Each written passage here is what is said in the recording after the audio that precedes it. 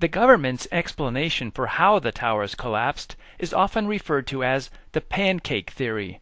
The report created by FEMA has only two diagrams to explain this theory. The first diagram shows a fire, and the next diagram shows a floor falling down onto the floor below it.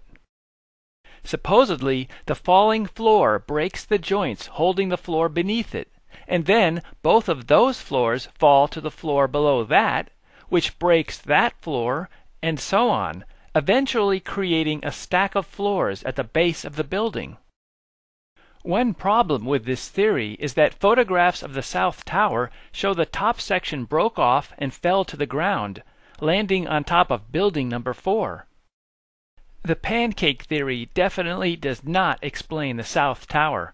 However, just as FEMA did not bother to explain what happened to Building 7, FEMA did not bother to explain what happened to the South Tower. The towers did not simply fall down or break into pieces.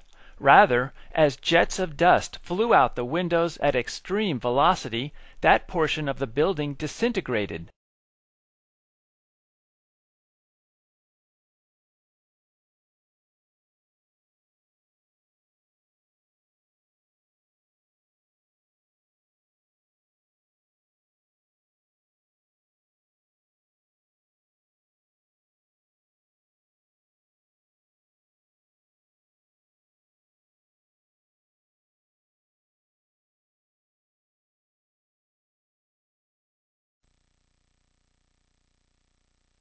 Dust was thrown hundreds of feet.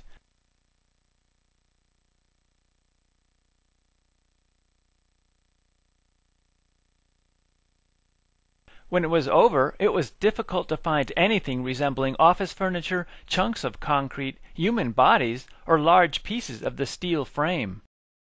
The towers had steel frames. They were not steel-reinforced concrete structures. The concrete was used only as a flooring material. Somehow, virtually all of the beams broke apart into short sections. Only a few steel beams that were along the outside of the tower remained connected together, such as these. Here are two steel columns that are still connected together by steel plates. These columns were along the outside of the tower. This assembly was also along the outside of the tower. It shows damage, but the steel parts held together. How could only a few assemblies along the outside be strong enough to survive the collapse? A closer view of the rubble makes it look as if the towers were put through a giant shredding machine. What happened to all of the office furniture? Where are the elevators? What about the staircases? The concrete, office furniture, and people disintegrated into such tiny pieces that the firemen were scooping them up with buckets. Only the thick pieces of steel survived the collapse. Nearby buildings look as if they were decorated with tinsel.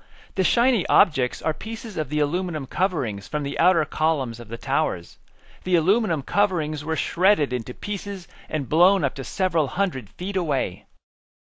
In this photo, the sunlight reflects from the pieces of aluminum, making them more visible. How can buildings made of massive steel beams and thick steel plates shred themselves into pieces? This is as ridiculous as an automobile crashing into a wall and then shredding itself into pieces.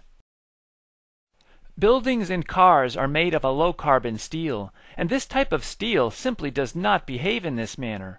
This type of steel bends. It does not shatter into pieces. There should be large, twisted pieces of steel assemblies in this rubble. Perhaps you wonder if the beams in the World Trade Center were thin and delicate, and that the fire destroyed the towers because the stupid architects did not make the beams strong enough. However, architects always give a building more strength than it needs in order to provide a margin of safety.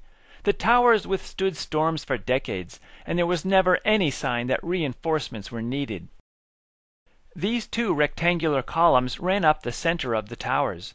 They are usually referred to as core columns because they were in the center of the towers. Each tower had 47 of these core columns. The thickness of the walls in these columns varied from 4 inches at the ground to about 1/4 inch at the very top of the tower. The columns in this photo are about 2 inches thick, so they were somewhere near the middle of the tower. This photo shows both a rectangular core column and some square exterior columns. There were 236 of these square columns running up the exterior of each tower.